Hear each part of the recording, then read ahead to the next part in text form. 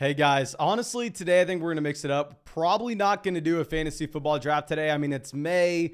We've already done God knows how many. Of course, I'm lying to you. Let's go ahead. Let's dive into a 2023 fantasy football draft as we do every single day. Let's hop in here to this puppy. $5 buy-in, $75,000 prize pool. I owe a big time thank you to everybody already out here. I mean, of course, Mark's out here as always. We got Boss Maddox. Matt says, so pumped, already at 38 likes. Yeah. I mean, before the live stream even started, y'all were running up that like number. Now we're at what, at 50 already? We are live for 5 seconds. So thank you so much. And of course, if you have not done so already, please go down there, drop a like on this video. And if you are watching this as a video later on instead of actually being in the live stream, what are you doing? Make sure you subscribe. Make sure you hit the bell next to the subscribe button. That way you're able to come out and hang out with us in this live stream. But nonetheless, Eric says Dalvin to Buffalo. Ooh, be a little spicy. Boss Mattis says he's at the 104 with us.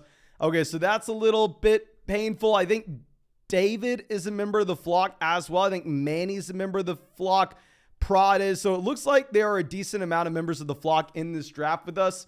I mean, Connor out here as well says he has pick 3. Okay, so I feel like we're getting deja vu. Wasn't this just yesterday? We were in a live stream at pick 2 and there was a member of the flock there at pick 3, another member of the flock there at pick 4. Prod out here, 111. Love the little emoji next, or not the emoji, the logo of the flock next to your name, my man. Happy to see you there at 11. But Mike says, damn, that's crazy. Y'all are enough. Of course, we have a ton of people out here with us every single day.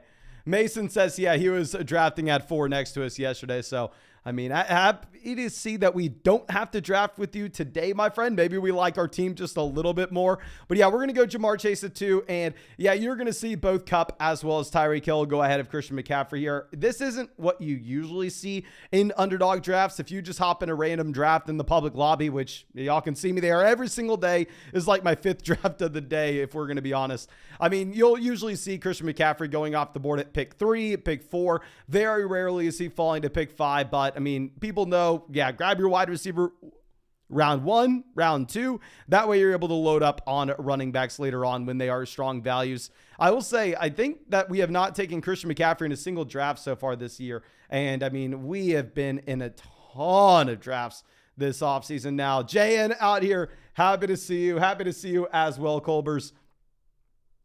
Okay, Austin and Mark are in a draft together. Charisma says you'll definitely get unique combos with the flock in here sweating. Yeah, we'll see, my man. But I mean, of course, y'all know I have to say this every draft because somehow, some way, there are still people that watch these that don't realize what's going on. We are drafting on Underdog Fantasy. This is best ball. That means no time commitment at all during this season. Your best starting lineup will be automatically submitted for you at the end of every week. That's how I drafted over 700 teams on Underdog last year. I won $150,000 on Underdog last year. In this draft tournament contest, it's a $5 buy-in. $75,000 the first, $500,000 prize pool. We actually had a member of the flock win the puppy draft last year for $75,000, which is awesome. And if you want to get in with us in these underdog drafts, it's available in about 45, 46 states, pretty much available everywhere in Canada but Ontario. Use promo code FLOCK when you sign up. You'll get a 100% deposit match. And if you're a member of both flockfantasy.com and Underdog Fantasy, you'll also be getting some extra underdog credit associated with your account. We'll hook you up with that later this week, and you'll also get some exclusive merch. Really excited about that. But Andrew says, any strategies, a full PPR at the 106 you like so far this season? 106, I find myself really just sending up a prayer in every draft that we have either Cooper Kupp or Tyreek Hill falling to us. To be honest with you, Travis Kelce is also someone that I'm not really drafting a ton in these underdog best ball leagues. If you were drafting in like an extremely shallow, regular PPR redraft league where say you only had to start 1 quarterback, 2 running backs, 2 wide receivers, a tight end, and a flex, if you are in that shallow of a league, I'm fine if you wanted to go ahead, if you wanted to pull the trigger on Travis Kelce. But also, if you're in that shallow of a league, I mean, your draft strategy pretty much changes overall, where you're also going to be way more likely to take a running back in round 1. So in general, if I was in an underdog draft, what I would be looking to do is I would be looking to go ahead and go towards the wide receivers round 1 as well as round 2. If I was in an extremely shallow 1 quarterback, 2 running backs, 2 wide receivers, tight end flex league, I'd actually probably love the Travis Kelce, Patrick Mahomes stack out of the first 2 rounds. Okay, so now let's see. Okay, Jalen Hurts falling a bit. Pollard, Devonta Smith, T. Higgins, all available. I'm pretty sure y'all know what we're going to do. I mean, y'all have seen us do it in God knows how many drafts so far. I mean, it's the most common thing I do if we're picking at pick 2 overall. But you know what? We're going to mix it up here a bit. Never mind. Very rarely is Jalen Hurts going to fall this far. So we will go ahead. We'll take Jalen Hurts at pick 23. Usually I'd take T. Higgins to pair up with Jamar Chase and see if we're going to get Joe Burrow a little later on. But yeah, no, I'm not really going to think about it too much here. Let's just go ahead and let's just get Jalen Hurts, someone who could be the quarterback 1 overall, and more importantly, just someone that never really falls to this range. We'll go ahead. We'll take Derrick Henry as well. I mean, really, after you have Higgins and Devonta Smith go off the board, you do have that massive teardrop at wide receiver where I'm completely fine taking the running backs in round 3. I mean, usually that's why I am strongly advocating in these underdog drafts for you to be going wide receiver round 1 and round 2, because the round 3 running backs such as Derrick Henry, Josh Jacobs, Tony Pollard, Breece Hall, they're just such strong values overall. I mean, I even really like Travis Etienne and Najee at the 3-4 turn. But Scott, joining the flock here. Thank you so much, my man. That is awesome. I think you're like probably the 3rd or 4th flocker that we have. And I didn't really know how these YouTube memberships worked. We're going to get a lot of stuff going with the YouTube memberships as we get closer to the season and these live streams just get larger and larger. We'll probably do a lot of streams where it's just members only chat. I thought that we had the membership set up wrong, but apparently you can't sign up to be a member with the YouTube app on an iPhone because, you know, Apple takes 30% of the cut or whatever the hell it is. But apparently, I think you can only sign up from an Android or a computer to be a member. But thank you so much anyway for joining, my friend.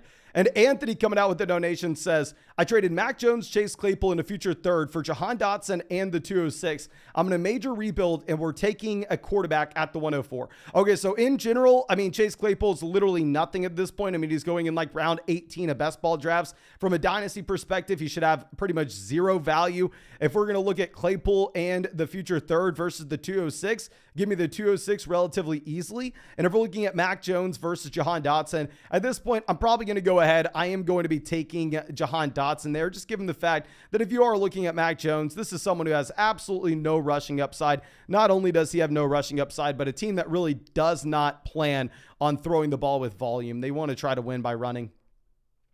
Okay. But Tank says Etienne overhaul is crazy. I don't know if we've seen Travis Etienne go this early before. Now, Etienne's someone that I've drafted a ton. Let me go ahead and actually pull up exactly how many leagues I've drafted Travis Etienne in. Let me go ahead and let me pull this up.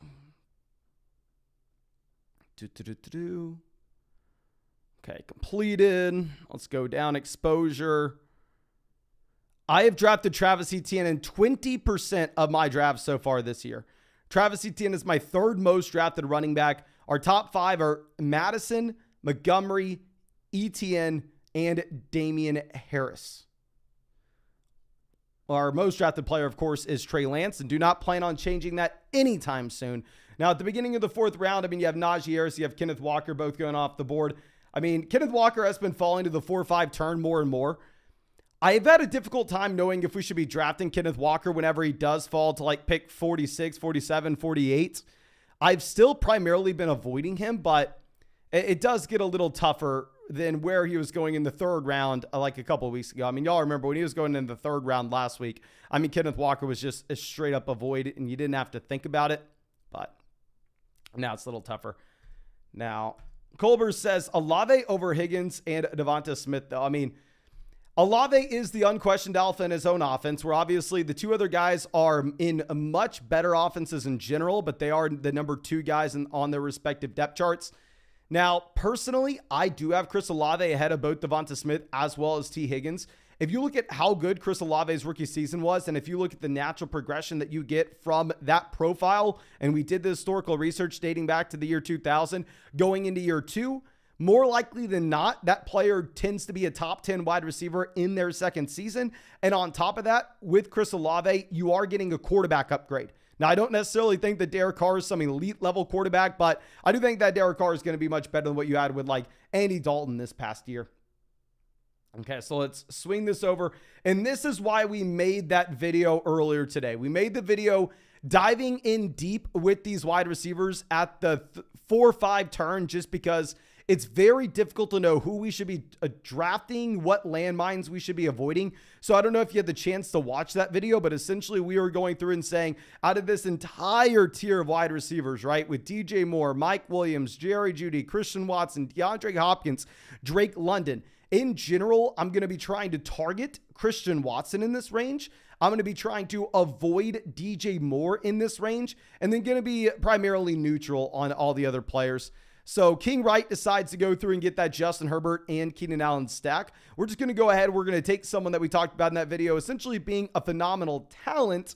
However, the situation's very bad. In my mind, Drake London's like another version of DJ Moore. I think they're very, very comparable in that the passing volume in their respective offenses should be incredibly low. But I'm just going to go ahead. I'm going to take the ascending player. I'm going to go with the 21-year-old to flash the talent last season, rather than go with the guy that's going into year 6 of his NFL career and has been a wide receiver 3 for 3 straight seasons now. Okay. Tank says, Mason, how are you feeling at the end of the draft about Tim Patrick?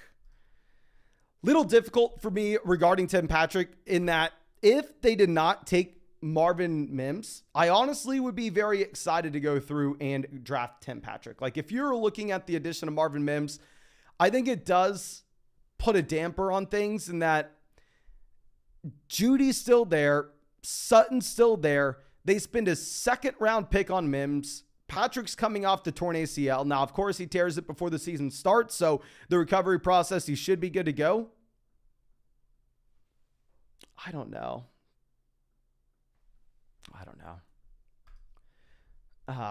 Colbert says, for me, I'm fading Judy in that range. I honestly kind of thought we were going to say the same thing when we did the research for the video that came out this morning. But honestly, after researching the Jerry Jeudy profile and looking at how young he is and his yards per route run that we've seen over the past few years, it's actually a little tougher for me to say that Jerry Jeudy is a clear sell. Now you have Dobbins 58, Godwin 59, Miles Sanders 60.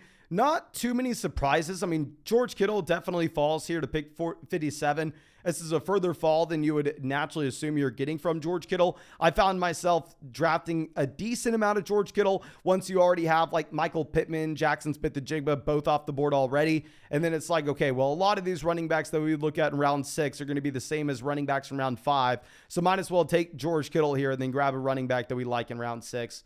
Because in general, I'm not drafting a ton of wide receivers at the beginning of the 6th round or the end of the 5th round. I'm actually preferring a lot of the running backs you're getting in this range, such as Dameon Pierce. Okay. Bruce says, hold, my man has the video on the don't draft list and Hopkins is on the list. LOL. Okay. This is something that was very frustrating with the video that we put out this morning. We went through and in the video this morning, we dove in depth with every single player and talked about the positives and the negatives in that massive tier of guys that you have from DJ Moore to about Drake London. And we were saying that our goal was to try to find where the landmines were. In the essential answer in that video is DJ Moore is actually the landmine wide receiver we want to be avoiding. And we went through and had in-depth analysis on every single one of those guys. And we actually had a couple targets in that range that we want to be drafting in a lot of drafts. Well, a lot of people were, I don't want to say dumb, but they weren't willing to think. They weren't willing to sit there and wait 5 to 10 minutes. So instead, what they do is they actually just click on the video after looking at the actual title. And then instead of watching it to see the in-depth research, to hear the nuanced take, they just skim by and look at the pictures of the players thinking that they will learn something from that. And then they go to the comment section and go, oh my gosh, didn't you tell us to draft Christian Watson yesterday? And now you're telling us not to? No, if you watch the video today, I go through exactly why Christian Watson is one of the wide receivers that we want to be targeting in that range. So super, super frustrating, but it is what it is. Okay. Now, Treylon Burks, Isaiah Pacheco, both off the board. I mean, obviously, we are really hoping that we get a player falling to us here. I don't want to say exactly who. We have Colin on the clock who takes Tony Pollard. Josh Jacobs at running back. Wide receiver has, okay, hell yes, we're going to get Dallas Goedert. I mean, one thing that's a little worrisome whenever we do take Jalen Hurts where we grabbed him and we didn't get Devonta Smith falling to us is, I mean, we didn't have a potential Jalen Hurts stack unless Dallas Goedert fell past his ADP, which clearly Dallas Goedert does here. Dallas Goedert, ADP is 67, getting him at 71. Super, super excited about that to be able to stack up with Jalen Hurts. I would have been really excited getting DeAndre Swift for the double stack, even if I don't love the DeAndre Swift price point. But yeah, I mean, I'm just ecstatic about the Dallas Goedert selection in general. Now, knowing that there are a lot of running backs that we'll be excited about on the way back around, we will go ahead. We'll take another year 2 wide receiver here. I mean, just in general, we want to be taking these guys that are ascending. We want to be taking these wide receivers that flash talent year 1 going into year 2. Now, of course, if George Pickens was going anywhere close to Chris Olave, to Garrett Wilson, we'd be laughing at it. We wouldn't be touching him. But I'm actually kind of impressed or surprised that it seems like the overall fantasy football community is not overreacting to a couple of highlight grabs that they saw from George Pickens last year. I think that this is a wide receiver that you'll see some natural progression going into year 2. And at the same time, you'll see some natural progression from Kenny Pickett going into year 2.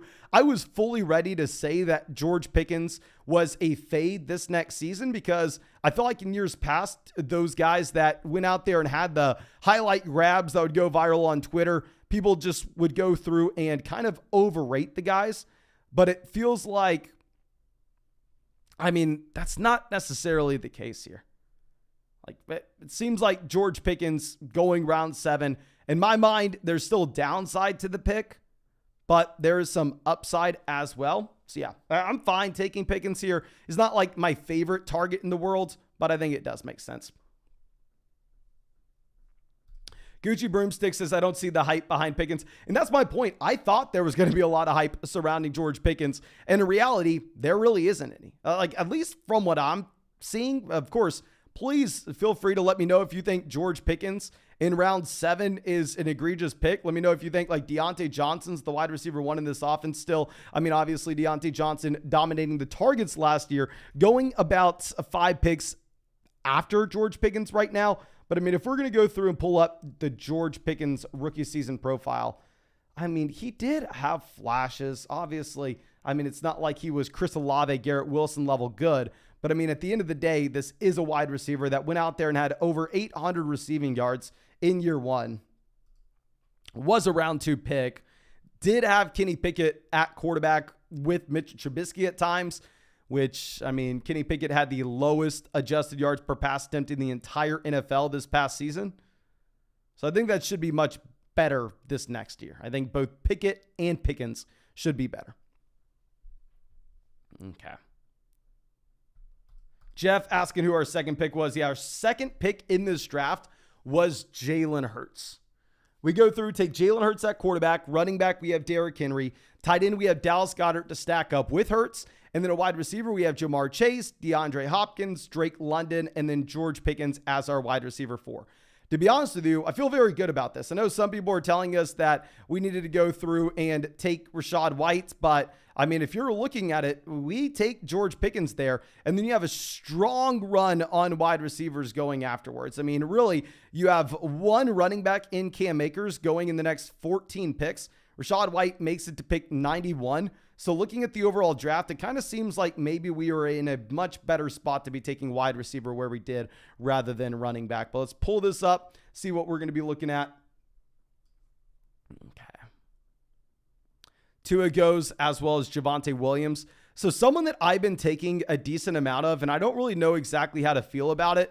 I have been drafting a lot of Alvin Kamara. Now, obviously with Kamara, This is a running back that you possibly have a suspension concern. Not only do you have a potential suspension concern with Alvin Kamara, but naturally, as this man was drafted in 2017, we should assume that father time gets to Alvin Kamara at some point, right?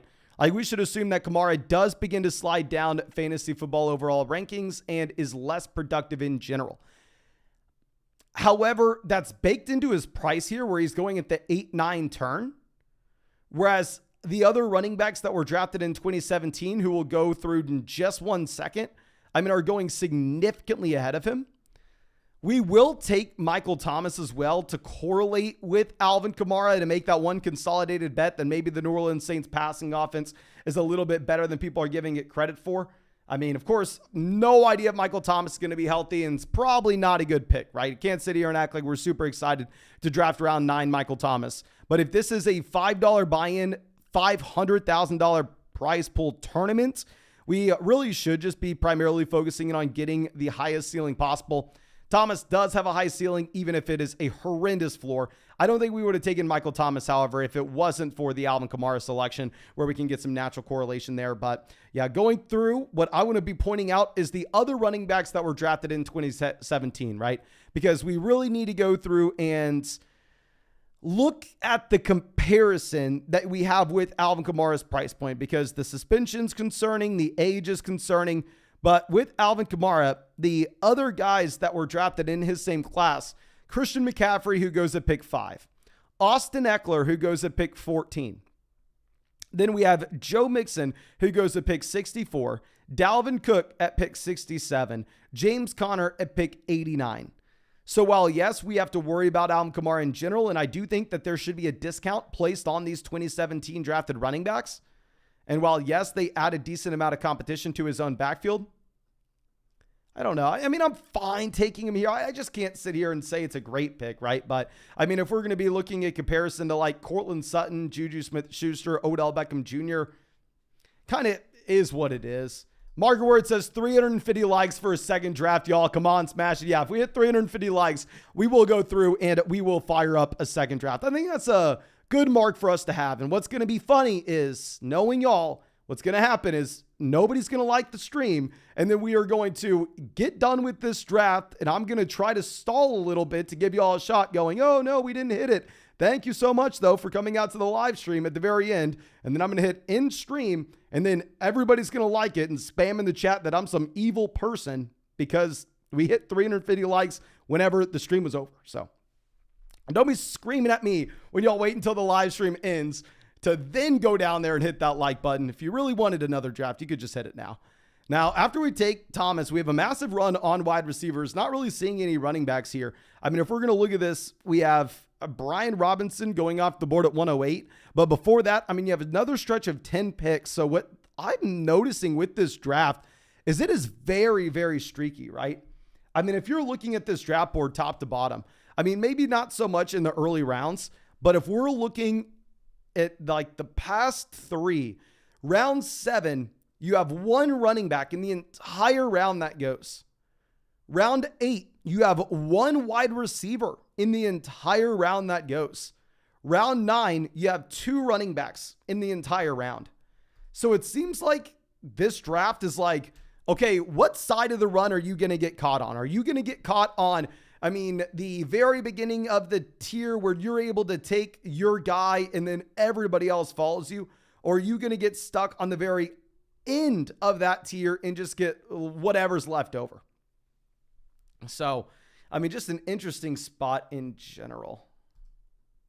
I don't know if we've seen a draft that's been this streaky so far this offseason, at least on the live stream. Maybe in a draft that I was just in the public lobby, but a lot of times that I'm in those drafts in the public lobby, I'm in like 3 or 4 at a time. Like I'm just going through like a madman. So can't really look at the overall draft board, more so just looking at my own teams.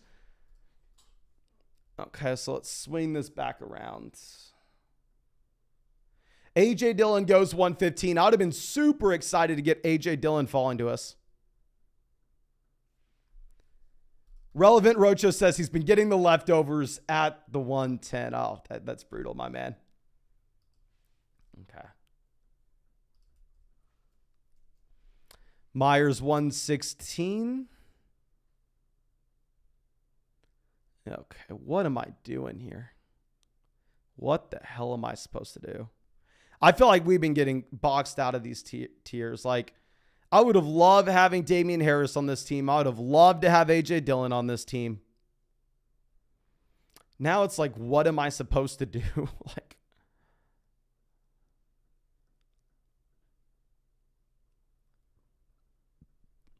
can y'all spam the chat? I'm throwing this one to y'all. We have Jalen Hurts at quarterback. Running back, we have Derrick Henry, Alvin Kamara. Wide receiver, we have Chase, Hopkins, London. Pickens, Michael Thomas. Tight end, we have Dallas Goedert. Who do you want here? I'm not taking Samaje Perine. I won't do it. I refuse to do it. Maybe Perine's a little productive at the beginning of the season, but I mean, okay, we have a Boyd message in there. Okay.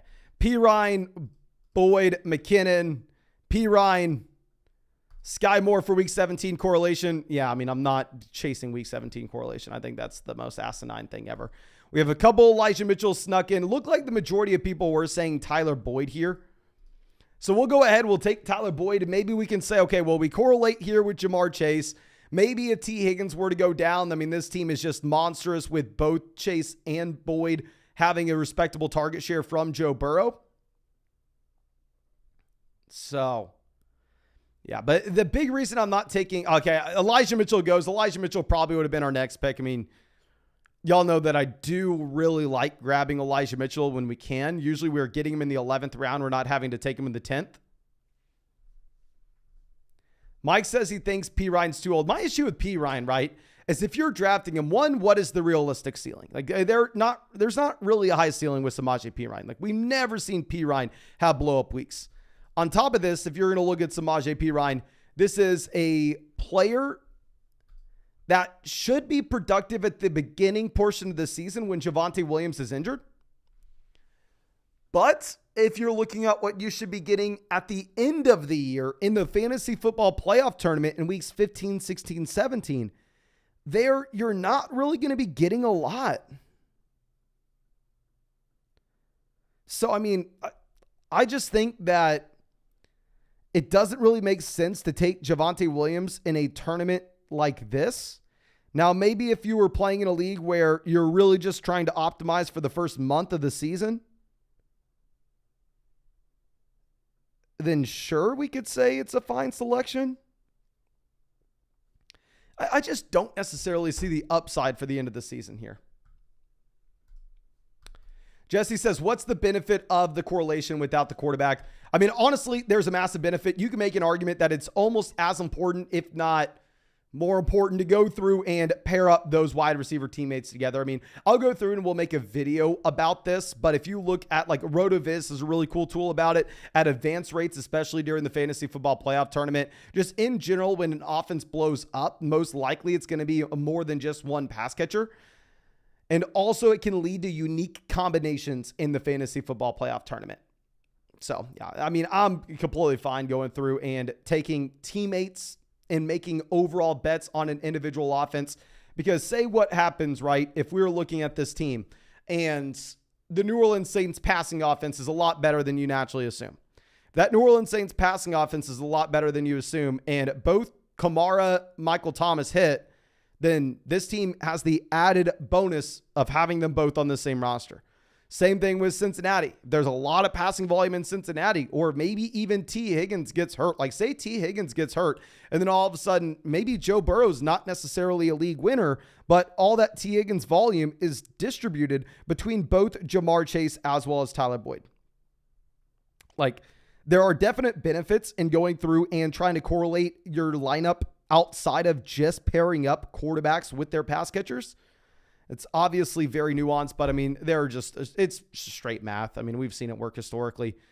Now, going down a bit here, we have Jerick McKinnon going off the board 133, Adam Thielen 134, Roschon Johnson 135. Dwan essentially asking, what if they both whiff? So this is how I play fantasy football. I am completely fine looking like an idiot and being the last place guy in the league, right? I would rather have half my leagues be first place and the other half of my leagues be dead last than have 100% of them at 6th or 5th place. So yeah, I'm going to try to polarize my outcomes here. I want as many super high-end teams and super low-end teams I possibly can get. I mean, we won $150,000 on Underdog last year. Last year, I won the big dog. I won the bulldog. I was 16th place in Best Ball Mania. Like, I want to say, if you look at our overall sample of how damn good we did, you can't find a single person that had more success than us on Underdog last season. And we did that by trying to make sure that we had the highest ceiling possible in every single draft. And we correlated as many assets as we can. Okay. Now, Kendra Miller going off the board at 139. A player that would have been probably a little difficult for us to take. Let's just wait and see what we're going to end up getting here.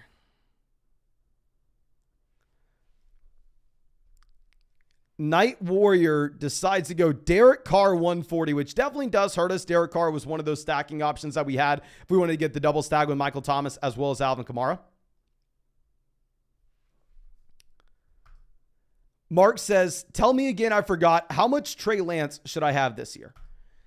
I would say write down on a piece of paper what percent of leagues you think you should have Trey Lance in. Double that, and that's how much Trey Lance you should have, my friend. We're going to go ahead. We will take Cole Kmet here. With Kmet, what's difficult to know is, yeah, he falls 9 picks past his ADP. We're getting him in the 12th. From a roster construction standpoint, I really don't know if we should take Cole Kmet and then all of a sudden assume that we are done drafting tight ends with the combo of Dallas Goedert and Kmet and we only need 2 to get by, or if we should go through and maybe look to add in another tight end to this team. Now, if we were to add in a third tight end, we really can't do so at pick 146, even if I believe Greg Dulcich is the best value on the board. We're actually going to have to wait, and we're most likely going to have to do that a little later on, but nonetheless, we'll figure it out. But Jesse coming out with a donation, thank you, says, I've been doing that a lot. We've done 20 plus drafts this week because of you, LOL. Been loading up on good offensive teams and correlating as much as possible. That's the name of the game in my mind, is trying to get access to offenses that have an extremely high ceiling and getting multiple pieces of those offenses. So love that, Jesse. Again, thank you so much again. And we're going to go ahead. We're going to take Tyler Algier here. Probably a bad selection if I'm going to be honest with you, but I mean, at the end of the day, we need a running back. Yes, he is just a premium. I mean, he's just a premium handcuff with Bijan Robinson. Bijan will come in and immediately be the 3-down running back in Atlanta. But I mean, this is a team that wants to lead the NFL in rushing yards, or rushing attempts at least, probably rushing yards as well. I don't know if they can, but they want to lead the NFL in rushing attempts. If anything were to occur to Bijan Robinson, it's not like they're going to deviate from that strategy. Then they'll just go ahead and they'll give Tyler Algier the workload that we saw at the end of this last year. So yeah, we're going to go ahead. We will take him here. I mean, it is what it is. Okay. Winning coming out with the donation. Thank you so much, my man. I really do appreciate it. Mark asking who forgot to drop a like. I think we are pretty close to 350, right? Dwan says he sees the point to go through and ride the extremes. First off, love the YouTube name, my man. Love the YouTube name. Tank says going a lot of 2-7-7-2. If you're drafting 7 running backs, this is something a lot of people will tell you to never do.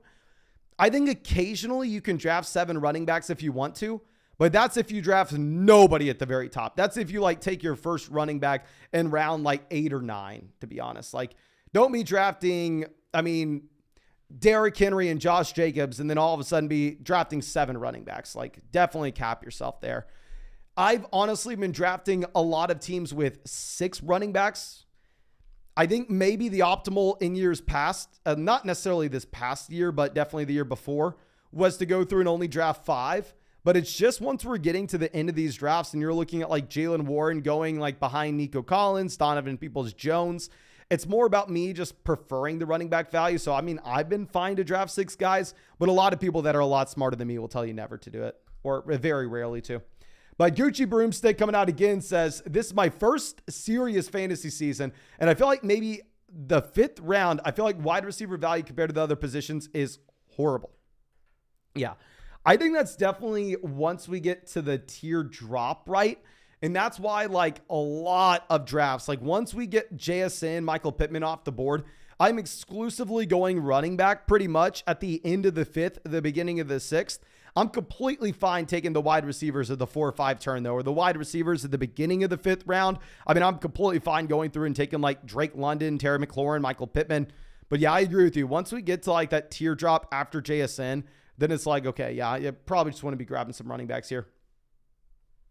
Okay. Now, swing this back around. Alec Pierce falling like a rock. We may have to go through and take Alec Pierce here. You have MVS falling a decent amount as well. Okay, never mind. Alec Pierce goes off the board, but what was that kind of ADP value there? Yeah, Alec Pierce had an ADP of 143. Fell to pick 164. Very interesting there. Sergio asking what Saints tight end are we targeting? Personally, I'm taking Juwan Johnson more than I'm taking Taysom Hill. I think Taysom Hill was a phenomenal pick in the 18th round if you got him there last season. But Taysom was like 32, 33 years old. Now you're taking him in round 14, round 15 rather than round 18. So I don't know. I'm having a much more difficult time drafting Taysom now. Do I have to go through and do this? Oh my gosh.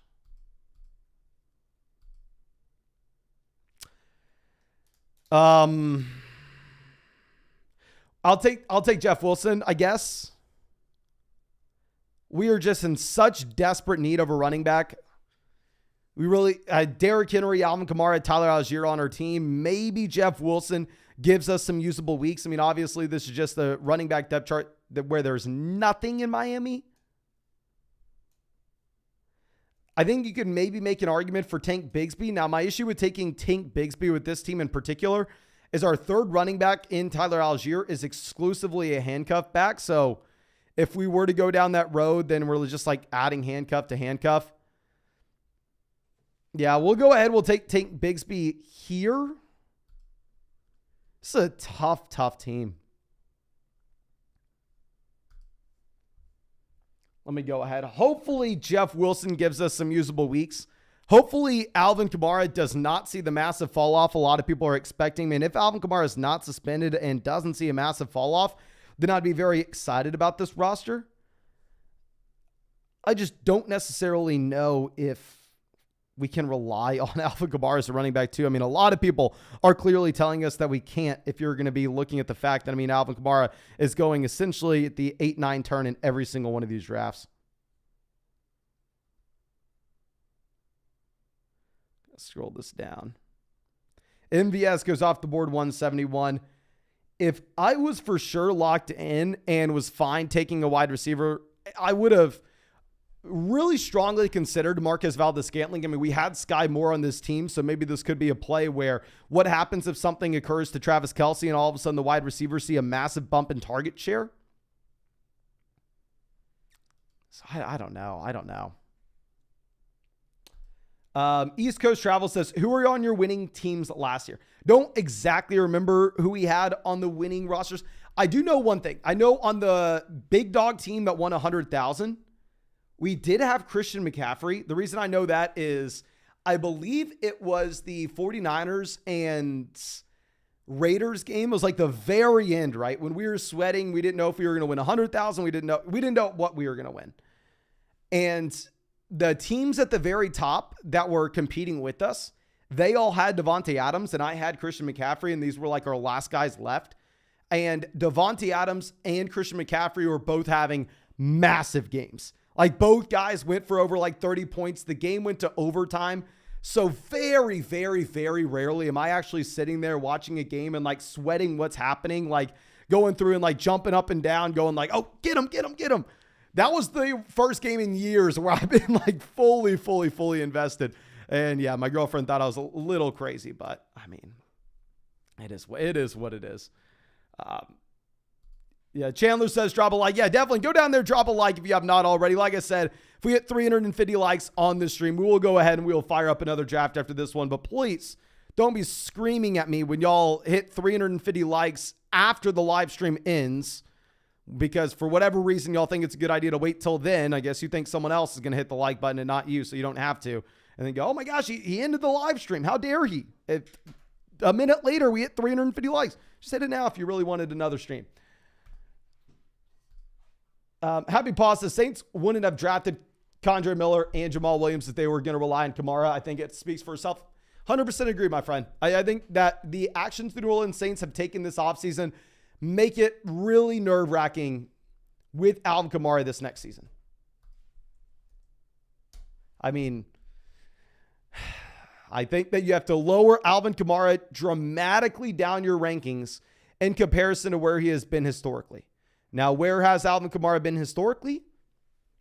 A first or second round fantasy football pick. So I would never consider taking Alvin Kamara in the first, second, or third round. But hell, if we're going to get Alvin Kamara in round 9, I'm going to be fine taking the risk. Okay, now we have McCole Hardman, Hunter Renfrow off the board at 183, 184. Let's swing this around. I'm definitely going to take 6 running backs with this team. It's just a question of who's that 6th guy. Tajay Spears goes off the board 185. I honestly probably would have taken Tajay if he would have made it to us. CJ Stroud goes 187.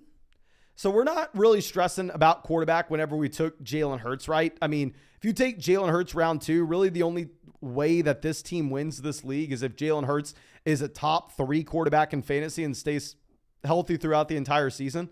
So it's not like we're sweating who our quarterback 2 is going to be. Now, if we're thinking through this, I do need to draft another quarterback. I need to draft another running back. And then our last round, we get the flexibility on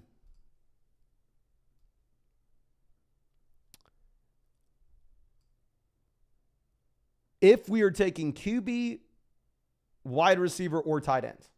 We need one more quarterback. We need one more running back. Okay. That's for damn sure. So let's see. So we'll get the running back out of the way here. We will take Kareem Hunt. Maybe Kareem Hunt ends up in Miami and takes that job from Jeff Wilson.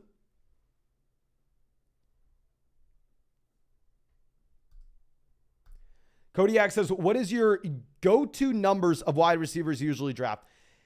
If I go super wide receiver heavy at the beginning, like if I take 6 out the gate, I'll stop at 6.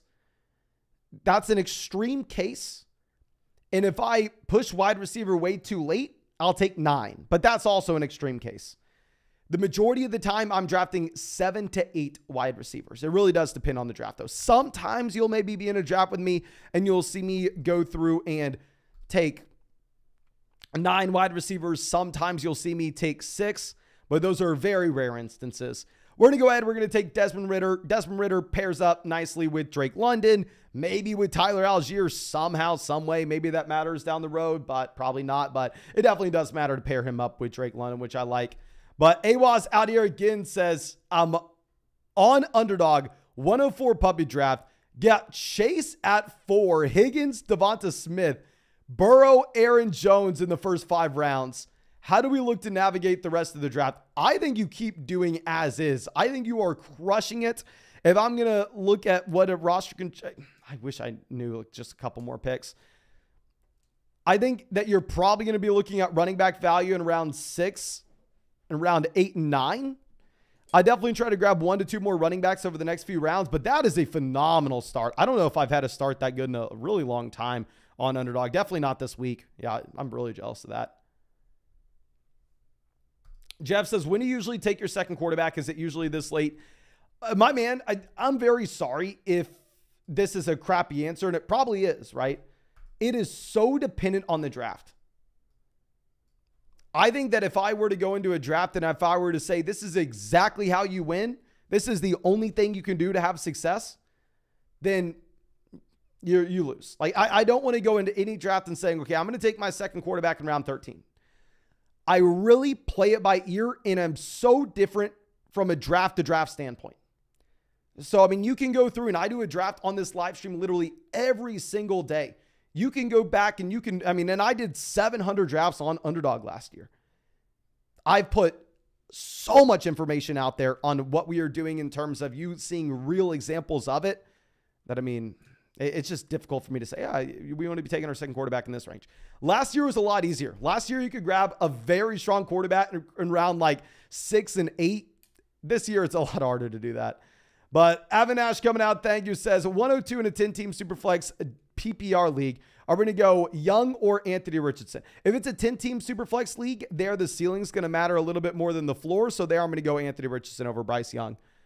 But yeah, we are 50 likes away from getting another draft going. So of course, if you want another one, make sure you go down there and hit that like button. Super happy to see you out here, Teresa. And do not get mad at me if the live stream ends and then you hit the 350 likes a minute later. Okay, if you just want it, all you got to do is set it now. We're going to have another live stream on the Dynasty channel shortly after this. We have a lot of podcasts to record today. We have another live stream to do. So, okay, so Tim Patrick going off the board here, 209. And I'll pull this up on my phone. I'll drop a like on my phone for y'all. Okay, there we go. Okay, Baker Mayfield goes off the board, 210. So, like I was saying, we have a lot of flexibility on what we're doing from here. Can't take another running back, really. We're pretty much exclusively going to go either quarterback, wide receiver, or tight end. We could take Sam Howell and pair him up with... I know we didn't take Terry McLaurin. Never mind. I thought we had McLaurin in this draft. I guess that was another one.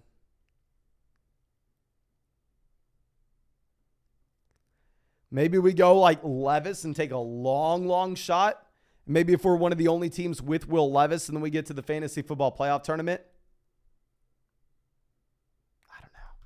Richie says, I finally made a draft live. I've been watching you for years. Much love. Happy to see you out here, my man. Thank you so much for coming out. Cody X has hit the light. Sam Howell goes.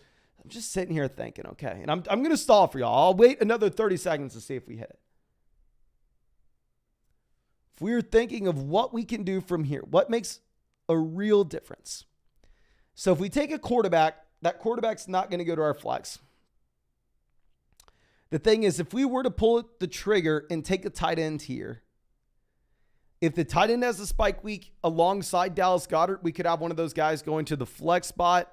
Could also cover us some nasty situations. So we'll go ahead. We'll take Zach Ertz. We have Hopkins here as well. I don't know. It is a tough spot. Boss Mattis says 10 more. How do y'all do this every single draft? Why do y'all wait so long every single draft to go ahead and hit that like button? But yeah, we will go ahead and we'll take Zach Ertz as our third tight end. I don't know if that was the right decision, but it is what it is. I mean, that's what we're doing here. And let's just show off the entire draft board. If I'm trying to think, like, I feel like this team went off the rails somewhere, right? Like, where should we have taken another running back that we passed on? You know what? I think y'all were right about this. If we go back to what y'all were telling me at the very middle part of the draft, taking George Pickens, pick 74, I think was a mistake. I think instead we would have been better off going through and taking Cam Akers, taking Rachaad White, which is what y'all were telling me in the live chat. If we were to say taking Cam Akers there at pick 74, then instead later on, we could have passed on someone like Jeff Wilson in favor of Marquez Valdes-Scantling. And if I were looking at MVS with this team paired up with Cam Akers versus Jeff Wilson paired up with George Pickens, I think that was the mistake. I think we should have gone running back in round 7. And maybe that would have given us a little more flexibility later on in the draft. But I'm assuming we hit 350 likes. Adrian says the stalling was impeccable. Trying my best, my man. Trying my best. So let's go ahead and let's hop in another one of these. Okay, so let's go and let's get in a puppy draft here. Okay, looks like, of course, it fills immediately as we join. So I'm assuming I'm having to draft with some of y'all sickos. Okay, oh my gosh. And we get the punishment, right? We're drafting next to King Wright. We're drafting next to Jimmy's. We are just in a draft next to King Wright. Prod's in this one as well. And we are at pick 12. 12 is not good, guys. Oh my gosh. Prod back at the 104. Yeah, I mean, pick 12 is just a brutal spot to be in. It's going to make life really difficult. I don't want to say too much just because I really hope that we get one of the guys that we want falling to us. Makes life a little bit easier, but I mean, I think the majority of y'all watching know what the issue with this pick is. But of course, if y'all want to get in a draft with us, if y'all want to get in a draft on this live stream, we're doing this every single day till the season starts. Find the link to Underdog Fantasy in the live chat. Find it in the description, in the comment section. Available in like 45, 46 states, available everywhere in Canada but Ontario. When you sign up with promo code FLOCK, they're going to match your first deposit dollar for dollar up to $100. This is the puppy draft, so it is a $5 buy-in, $500,000 prize pool. I mean, it's best ball, so there's no time commitment at all during the year. That's how I drafted 700 teams last season. And we actually had a member of the flock win the puppy last year and ended up winning 75,000, which of course is really, really exciting. But hopefully it's not a member of the flock that does this. Actually, I guess I am a member of the flock. Hopefully it's the quote unquote leader of the flock that is able to actually win the $75,000 this year. But we'll see. We won 150 last year. Okay, Brandon says, Mason, have you thought about adding a special feature for people who use your promo code like the 102 with the headband? Yeah, so if you're looking at some special things that we're going to have, if you use promo code FLOCK, not only are you getting the 100% deposit match, but at the same time, we're actually getting exclusive merch for members of flockfantasy.com and Underdog Fantasy later this week. And also for members of flockfantasy.com and Underdog Fantasy, not only are you going to get the exclusive merch, the 100% deposit match, but on top of that, it doesn't matter if you signed up to Underdog with promo code FLOCK 2 years ago, a year ago, or today, you're also going to get additional Underdog credit in your account, which we're going to incorporate that with the site. We've been putting in that work, but hopefully we're going to be able to launch that later this week for everybody, as well as the merch. And the merch is going to be completely free. I'm going to cover the shipping and everything for everyone. But like I said, that will be all that stuff will be announced in the Discord on how to take advantage. And it's for members of both flockfantasy.com and Underdog. Okay. Now, Stephon Diggs going off the board at 8. Not too many surprises here. I mean, this looks to be a very standard draft so far. I don't exactly know what we're going to get falling to us.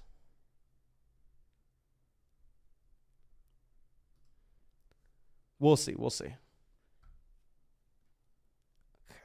Okay. See what King Wright does. Does he make our life easier? Does he make it difficult? He makes it easy. Okay.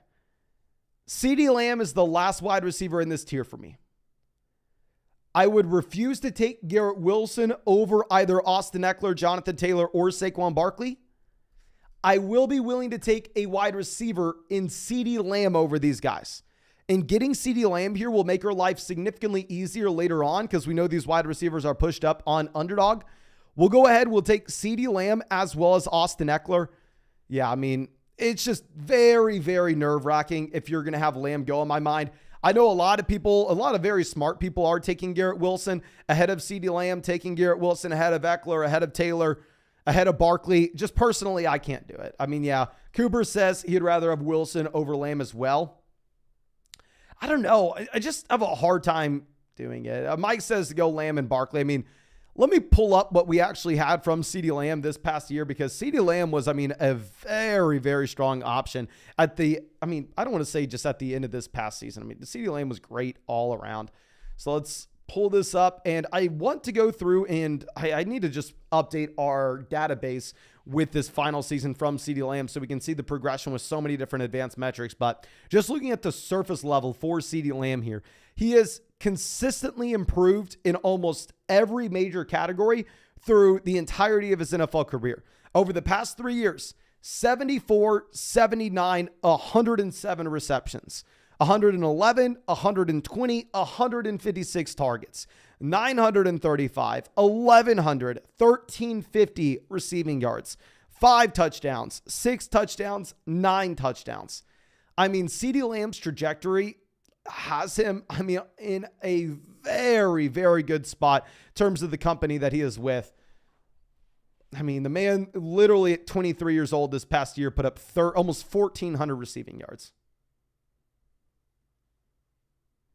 Yeah, I'm actually going to tweet that out because I don't understand. Maybe from a dynasty perspective, I'm not even from a dynasty perspective. I'd rather have Lamb over Garrett Wilson in dynasty. I don't know. A writer says, look at Team 6. Yeah, to be honest with you, my man, a lot of people take Travis Kelce, Patrick Mahomes in the first 2 rounds.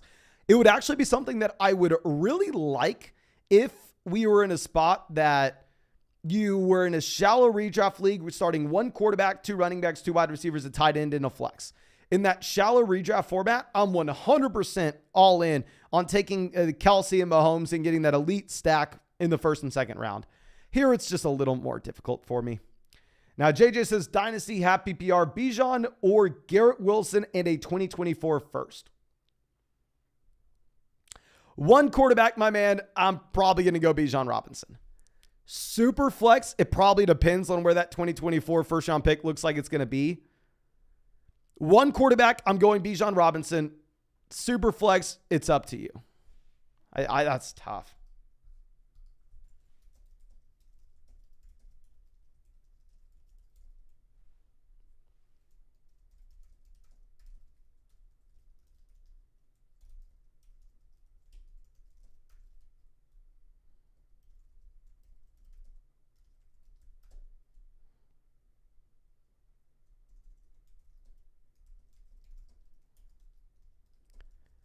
To be honest, if we're looking at this, if CeeDee Lamb at 23 years old puts up almost 1,400 receiving yards, can we consider Lamb over the older guys in Diggs, Brown, Adams?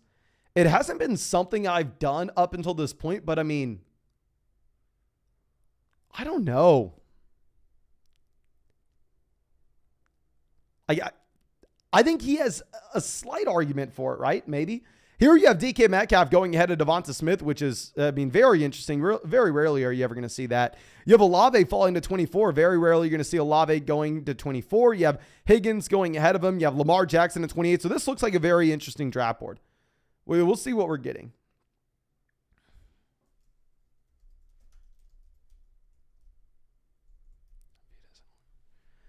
Okay, I'm just sending out a tweet real quick, so we have to read it out loud. At 23 years old, CeeDee Lamb almost put up 1,400 receiving yards.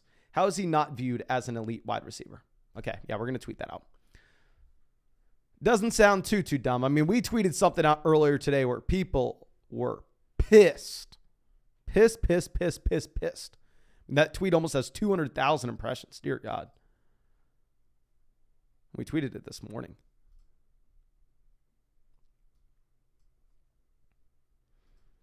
Okay, so now we have a run on these running backs. You have Jahmyr Gibbs and Ramondre Stevenson going ahead of both Josh Jacobs as well as Breece Hall. Super interesting there.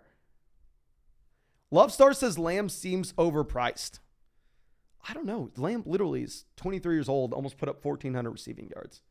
Mike asking about Gibbs. Yeah, honestly, I couldn't take Gibbs over Jacobs or Breece Hall. Fields, Ridley goes. So we're going to get at least one of our guys. We're going to take Travis Etienne here. Now, the difficult part of this, right, is Najee Harris is my favorite player on the board. However, if we take Najee Harris here after Travis Etienne, we put ourselves in an extremely difficult position with only 1 wide receiver through the first 4 rounds. Where when we're up on the clock at the 5-6 turn, look at the options that we'll have. This is about what you're going to look at here. Trevor Lawrence, Dameon Pierce, Dalvin Cook, Kyle Pitts, Brandon Ayuk, Mixon, Dallas Goedert, DeAndre Swift. And there's an outside chance that Ayuk actually goes and we're not able to take him. So with that thought process, just like what Nathan is saying, and Eric as well, I think we are going to have to go ahead. I think we're going to have to take Deebo Samuel. Even if in a vacuum, I would probably prefer Najee Harris. Specifically in these underdog drafts, I would probably be regretting it later on. And we talked about this yesterday. A big realization that I had yesterday, and keep in mind, like, I'm primarily practicing for the high stakes drafts as we get closer to the season. I mean, I am going to be in a ton of $250 drafts, a ton of $500 drafts, maybe in a couple $1,000 drafts. I'm going to be in some high stakes drafts as we get closer to the year. So these are primarily practice for us. I'm really trying to learn some valuable lessons that we can take forward and we can implement in those high stakes drafts. Because if you just look at the basic numbers, if we're drafting the $5 teams here, 50 of these drafts equal one of the high stakes drafts we'll be doing closer to the season. So I'm trying to learn a lesson in every draft that we enter. And I think one of the biggest lessons that I've learned so far this offseason, especially in these underdog drafts, is draft boards this year, you can never expect to fall in your favor. At least this is what I've noticed. In my mind, it's very hard to box yourself in a position and saying, this team's going to be really good if this position falls to us later on. Or this is my favorite guy, so I'm going to take him here and we'll just hope that everything works out. Putting yourself in a position where you have to draft a singular position in the later rounds makes life very difficult. And instead, what I've found significantly more success with is in the early rounds, setting ourselves up to be flexible, right? So that means going through and making sure through the first, say, 5 or so rounds that we have a few wide receivers we can be happy with, that we have a few running backs we can be happy with as well. So I think here, if we're looking at that Deebo Samuel versus Najee Harris selection, it's the perfect example of that. And that I would rather have Deebo Samuel in a vacuum. However, I'd rather have Najee Harris in a vacuum. However, if we were to take Najee Harris and through the first 4 rounds, we'd have 3 running backs and 1 wide receiver, it would be very, very, very difficult for us to navigate the draft board through the rest of the way. So taking Deebo, we do have more flexibility. If I think the best values on the board in the next 2 rounds are both running backs, then we're able to go through and we're able to draft both running backs there. Okay. Now, Rudimentrix says, preach Mason, feeling exactly what you're saying. Yeah, I mean, it's a little painful as well. I was feeling that same way. Couldn't put words like you. Totally right. Thank you, my man. The comedic genius coming out with the donation. Thank you. Says, starting a new Dynasty League at 8. I have the 106. Who should we target for? And would getting Garrett Wilson in the second be a reach? Thanks. Big fan, to keep it up. No, thank you so much, my man. A couple different things. Obviously, it matters if it's going to be super flex. If you were playing in a super flex league, I think if we're looking at pick 6, you are going to get one of 6 guys falling to you. Patrick Mahomes, obviously not. Josh Allen, probably not. Jalen Hurts, probably not. Joe Burrow, probably not. You're probably going to be looking at either getting Justin Herbert or Trevor Lawrence. But speaking of flexibility, starting off your dynasty team with a player like Justin Herbert or Trevor Lawrence, you could really build out your team through the rest of the draft in any way that you want. If you go with Justin Herbert or Trevor Lawrence and then you find a lot of value with, say, long-term assets and you want to play for 2024 and go with the productive struggle in your dynasty league, you can do that with one of those guys. Or if you wanted to go through and if you wanted to contend right away, you could do it with one of those guys. So, I think you definitely want to be taking one of those elite level quarterbacks there. And then if you're going to look at Garrett Wilson in the second, yes, I like going through and taking Garrett Wilson in the second round, regardless of if it's super flex or one quarterback in a dynasty league. Now, Jackson Smith and Jigba off the board 53. Michael Pittman off the board 50. Yeah, so you have the last few wide receivers you could feel comfortable about going. Even Chris Godwin, Christian Kirk are off 54, 55. So, yeah, if we're going to pull up this draft board, this is what we're looking at. If we would have taken Najee Harris, we would have been in that world of pain. I would have been sitting here sending up a prayer that Brandon Ayuk would have fallen to us. So now we definitely have a lot more flexibility with this team and how we're able to build. And if we wanted to go ahead and we wanted to take running back here, we definitely could if that's what we really want to do. Okay. Now George Kittle goes off the board at pick 56.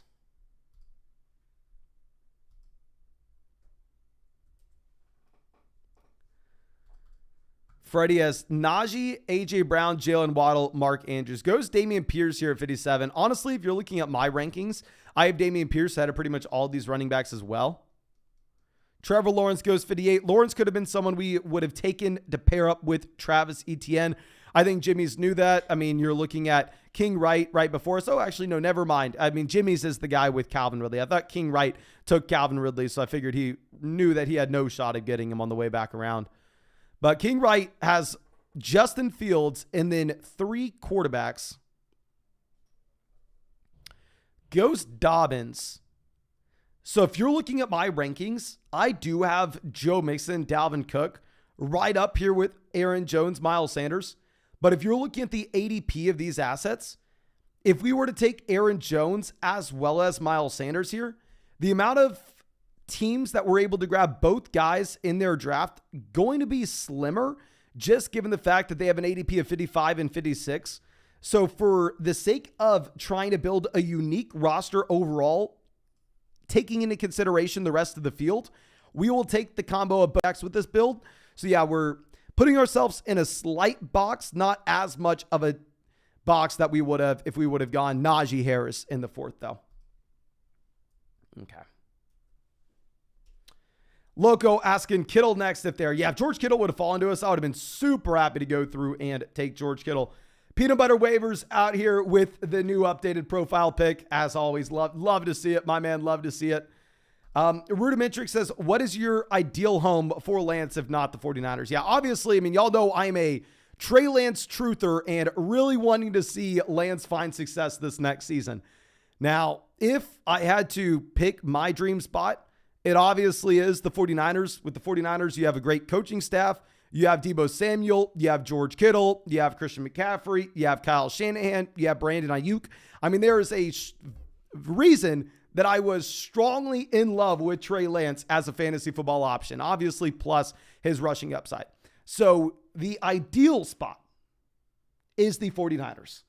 Now, if the 49ers don't happen, I think another situation you could possibly be looking at would be the Atlanta Falcons. I think Lance in Atlanta would make so much sense, right? This is a team that wants to run the ball. Trey Lance is that rushing quarterback.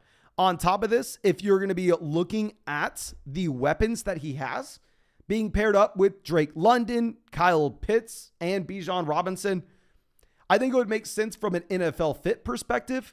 And I think it would set Trey Lance up with the potential to actually succeed, right? But Brandon says, I could have Lance in Minnesota, especially. I mean, obviously, Lance going to play with Jefferson, Jordan Addison, TJ Hawkinson, probably better, but I just feel like the Atlanta situation's maybe a little more likely. Okay, now Addison goes off the board, 72. Okay, let's see what we are going to have on the way back around. So sometimes when you're there at the 7-8 turn, life is difficult. I mean, it is not all peaches and cream when we're there trying to find someone, especially if we're not going to be ecstatic to take James Conner, David Montgomery. Now, if every other guy that we would want is off the board, I don't think it's the worst thing in the world for us to take one of those running backs. But if we were to do so, then we just cannot draft another running back the rest of the draft. But we'll see. We'll see. And of course, if you want to get our next draft with us, this is Underdog Fantasy. Link in the live chat. Use promo code FLOCK, 100% deposit match. Also, if you're a member of flockfantasy.com and Underdog Fantasy, we have some exclusive merch going in your way later this week and extra credit to your Underdog account. Available in like 45, 46 states. We're going to draft over 700 teams here this offseason. We did last year, and the majority of them will be on the live stream. Right now, we're doing about 1 to 2 a day. Once we get to the start of once we get to like August, September, we'll be getting like 4 or 5 a day on the live stream. Okay. Now, Tony off the board, 78. Deontay Johnson goes 79. Okay, so yeah, our life's going to be a little difficult here, ladies and gentlemen. It's what we figured, but it is what it is. It is what it is. Brent says, CMC is a glorified wide receiver, just like Debo's a glorified running back. Don't necessarily know if that makes sense, my friend. I mean, obviously they are hybrid players, but I don't know how they're a glorified wide receiver or a glorified running back. Just thinking, say they're CMC is a very dynamic running back. Debo Samuel is a very dynamic wide receiver. Brent says, yeah, I meant honorary. Okay, yeah, honorary makes more sense. Okay, I mean, glorified was maybe just that was throwing me off. Love Star says, NFL schedule comes out tomorrow. Can't wait. One thing I wanted to ask y'all is, what were y'all feeling when it comes to the London games? Personally, I'm not a big fan, but let me know what y'all are thinking. Oh my gosh. Quentin Johnston, Brandon Cooks, Jahan Dotson, Deontay Johnson, Kadarius Toney, Hollywood Brown. Wide receiver run happens before we can grab one. Clearly, this is a team that needs a wide receiver. We'll go ahead. We'll definitely take Deshaun Watson. Deshaun Watson, we can get Elijah Moore. We can get David Njoku later on. We may take Anthony Richardson as well.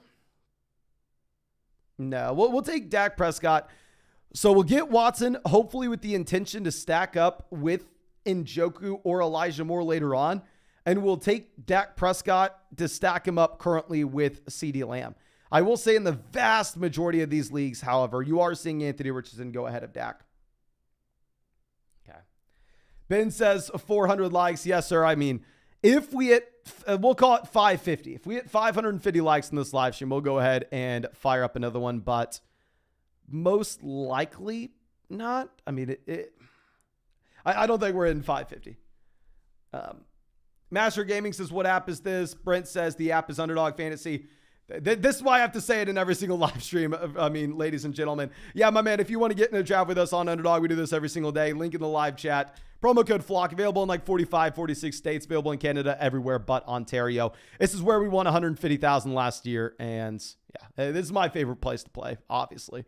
Now we have Courtland Sutton off the board at 91.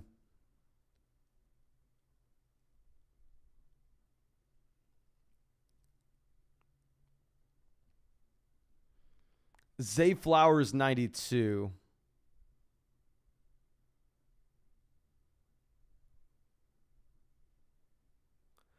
Okay. This point, we want quarterbacks to go. We want running backs to go. We want wide receivers to fall to us.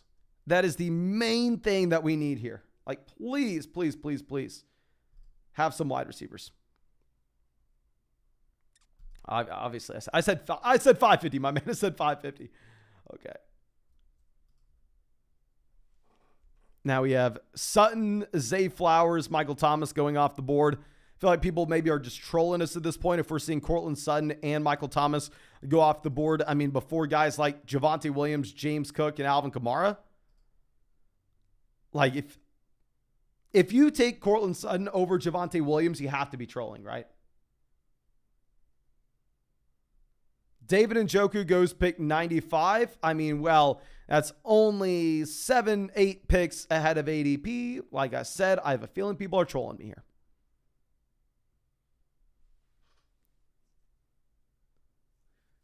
Okay, so Njoku. Flyboy says, Flock fans sniping you left and right. Yeah, this is not a good situation. I think maybe we should have taken Brandon Ayuk ahead of Miles Sanders there.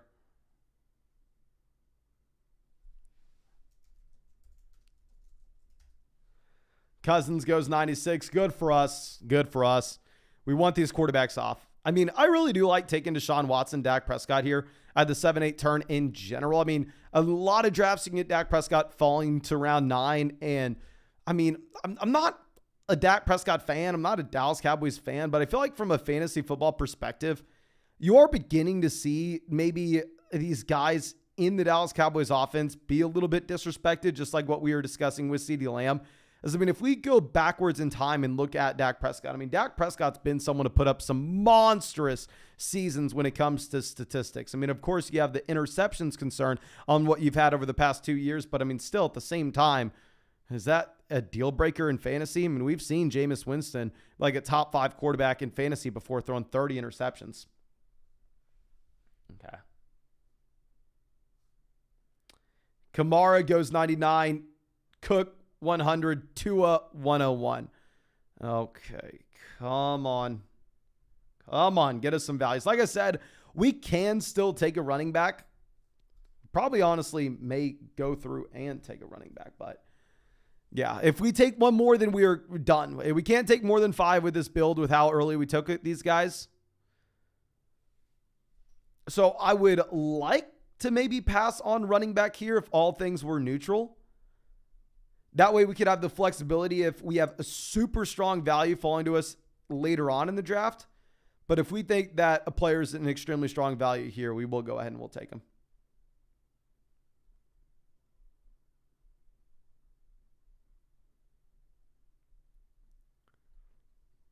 Okay. Zach Charbonnet goes off the board, pick 104.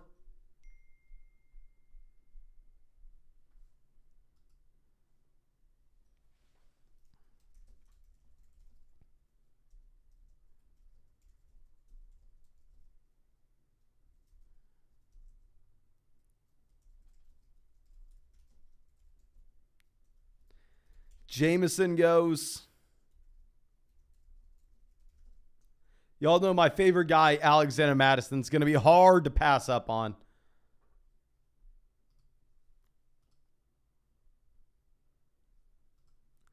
King Wright has Fields, Richardson. No. So Elijah Moore and David Njoku both go ahead of ADP whenever we have Deshaun Watson, whenever we need a wide receiver. I have to do it. He's just so much better than everybody else in this range.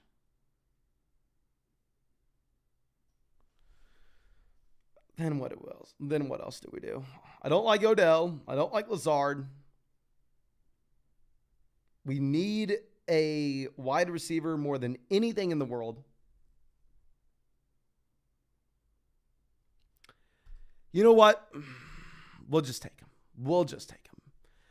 One of my favorite players historically. Back in the day, I mean, I started playing Dynasty back in 2014, and Odell Beckham Jr., obviously, in that historic 2014 wide receiver class, used to have the Odell Beckham Jr. jersey hanging. Hopefully, whenever we get a shot to set up our studio again, we will go through and we'll put the Odell Beckham Jr. jersey back up. But we'll take him here 109. Joe says Lamar's going to throw for 6,000 yards. He'll be fine. Okay. I really wish that would happen, my friend, but obviously not going to. Oh, horrible. Now we're going to have to try to get Donovan Peoples-Jones later on. Maybe we go 18th round, Cedric Tillman here.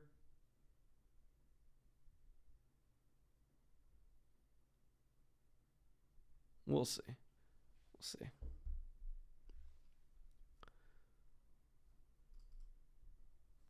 Zay Jones goes, so look at this draft board. The thing is, it doesn't matter if Brian Robinson makes it all the way back to us, right? And everybody watching this live stream knows this. Everybody in this draft knows this. If Brian Robinson were to make it to us in round 17, we still can't take him with this team. It literally does not matter what happens. If Elijah Mitchell's there, we can't take him. So we box ourselves into a really tough corner here. We'll see what happens. We will see what happens. Kincaid goes off the board 118. I go saying, Dalton Kincaid, not someone that I'll be drafting a ton, if I'll be honest with you. I mean, just in my mind, if you're going to be comparing him to what you maybe have with, say, Dawson Knox, 4 rounds later at this point, 5 rounds later? I would honestly probably rather fade the year 1 tight end and go over to Dawson Knox, even though obviously, strong tight end prospect, first round pick, but I don't know. Okay, Tyler Boyd 119.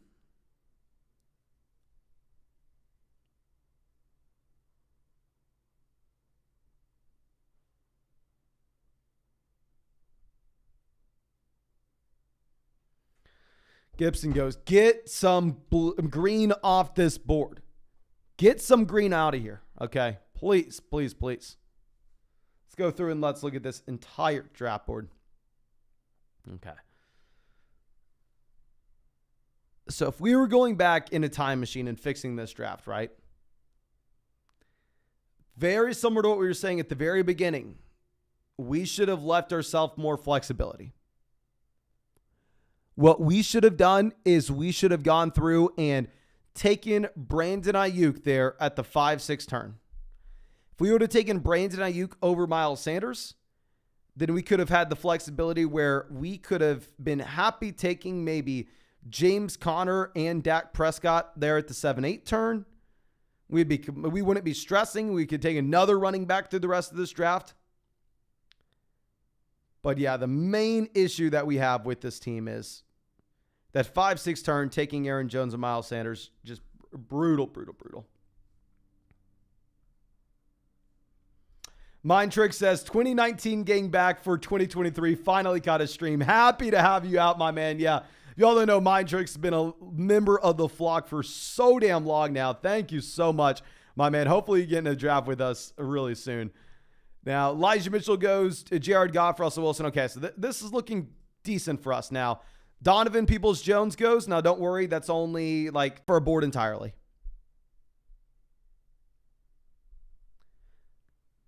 Rashee Rice goes 130. Would have been someone we would have taken if he would have been there.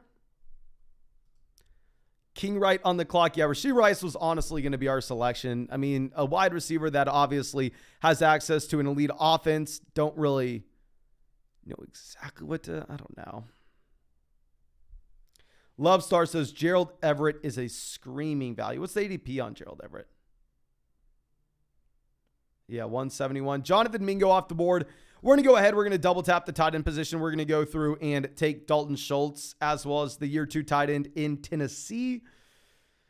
And this will possibly allow us some more flexibility later on where we can still draft a third tight end if we need to, but we don't have to if we don't feel like it. I mean, I think honestly, the wide receivers in this range are extremely similar to the wide receivers that we'd be looking at the 13-14 turn. So yeah, I mean, I think this just allows us to open up another roster spot in that if we decided to pass on tight ends here, then at the end of the day, we wouldn't be able to go through and stop at taking 2. We would have to have 3 tight ends almost no matter what. Where here we can still have 3 tight ends if we really need to, but at the same time, we could stop at 2. It just depends. Happy to have you, my man says, can you tell Underdog to come back to Michigan already? I blew 100 on NFL bets, and I am ready to lose more. Well, first off, my man, happy to see you out here hanging out with us in the live streams. Y'all don't know, and also another longtime member of the flock. And yes, we've had a lot of people reaching out from Michigan wanting Underdog to be there, and I'm sure if Underdog can be there, they will. Hopefully they are soon. But yeah, thank you so much, my man. Super happy to see that you're still hanging out here with us. Okay. Now, Hyatt goes 137, Chark 138. Don't really know if I'm going to draft any Jalen Hyatt this year. Like, if Jalen Hyatt was like a round 1 NFL draft pick, I think it'd be a little bit different. But I mean, Hyatt profiles to be that field stretching option that's better from a real life perspective than a fantasy perspective. And usually if those guys go round 1, we need to like discount them in that draft capital. But for them to fall to round 3, like that kind of profile, I mean, I don't know.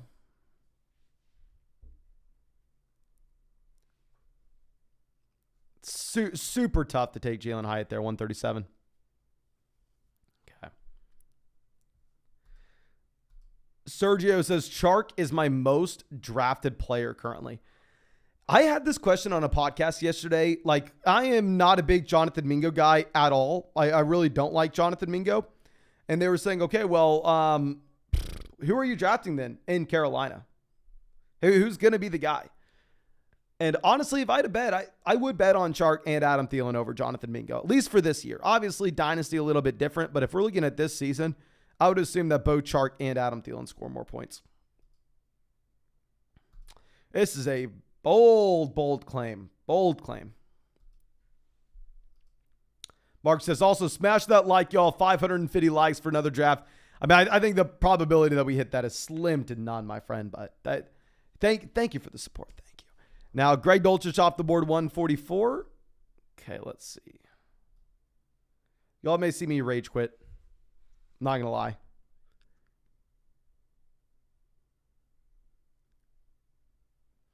So quarterback, we have Watson, Dak. Running back, we have Eckler, Etienne, Aaron Jones, Miles Sanders, Alexander Madison. Wide receiver, we have CeeDee Lamb, Deebo Samuel, Odell Beckham Jr. Tight end, we have Dalton Schultz and the year 2 tight end in Tennessee. Jalen Warren goes 146. Player that I actually like drafting. Obviously, we can't take him in this league. This league, we are exclusively QB, wide receiver, and tight end from here on out. And we're not even in...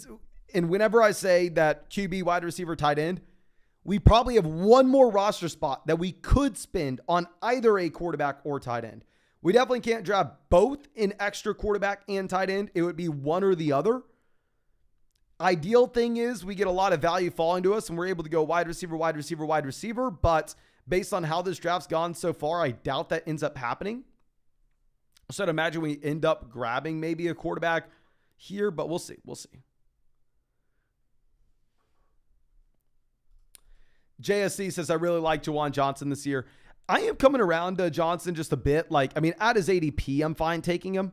I'm definitely not going out of my way and targeting him this season. Now, our guy goes in Trey Lance. Y'all know I'm a big Lance guy. Okay, can we save this team? Now, in terms of quarterbacks that we could take here on the turn, Jordan Love would stack up with Aaron Jones if we really wanted to go in that direction.